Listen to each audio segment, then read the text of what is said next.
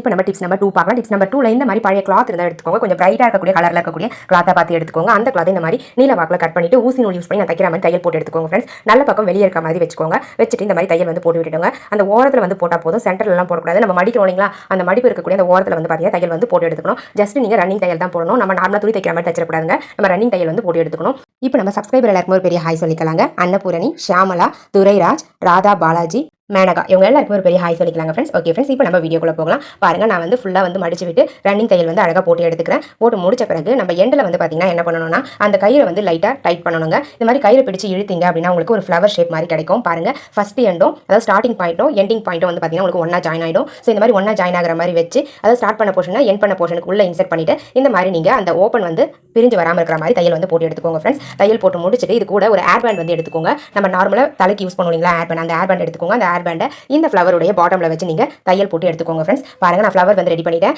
இப்போ நம்ம ஏர் பேண்ட் எடுத்துக்கலாம். இந்த மாதிரி ஏர் பேண்டை பார்த்து சூஸ் பண்ணி எடுத்துக்கோங்க. இந்த ஏர் பேண்டை இந்த மாதிரி பேக் சைடில் வச்சுட்டு பிரிஞ்சு வராத மாதிரி டைட்டாக பிடிச்சு அந்த ஃப்ளவரோட சேர்த்து தச்சு விட்டுருங்க ஃப்ரெண்ட்ஸ். நம்ம வீட்டில் வேஸ்ட்டாக தூக்கி போடக்கூடிய பழைய கிளாத்தை வச்சு சூப்பரான ஏர் பேண்ட் ரெடி பண்ணியாச்சுங்க. உங்களுக்கு தேவைப்பட்டால் நீங்களும் இதே மாதிரி ட்ரை பண்ணி பாருங்க. பாருங்க ஃப்ரெண்ட்ஸ், எவ்வளோ அழகாக கியூட்டா இருக்குன்னு சொல்லிட்டு. இந்த ஏர் பேண்ட் உங்களுக்கு பிடிச்சிருந்தது அப்படின்னா மறக்காம இந்த வீடியோக்கு ஒரு லைக் தட்டி விட்டுருங்க ஃப்ரெண்ட்ஸ். வீடியோஸ் உங்க ஃப்ரெண்ட்ஸ் அண்ட் ரிலேட்டிவ்ஸ் கூட ஷேர் பண்ணிக்கோங்க. மறக்காம நம்மளுடைய சமையல் சேனல் இன்னும் நீங்க சப்ஸ்கிரைப் பண்ணாம பாக்குறீங்க அப்படின்னா சப்ஸ்கிரைப் பண்ணி சப்போர்ட் பண்ணுங்க. அதே மாதிரி நம்ம சஞ்சு கிரியேட்டிவ் கார்னர் யூடியூப் சேனலையும் சப்ஸ்கிரைப் பண்ணி சப்போர்ட் பண்ணுங்க ஃப்ரெண்ட்ஸ். அந்த சேனலுமே வந்து பாத்தீங்கன்னா நிறைய ஐடியாஸ் வந்து tips and tricks use ideas வந்து போட்டிருக்கேன். உங்களுக்கு தேவைப்பட்ட சஞ்சு கிரியேட்டிவ் கார்னர் யூடியூப் சேனலை போய் செக் பண்ணி பாருங்க.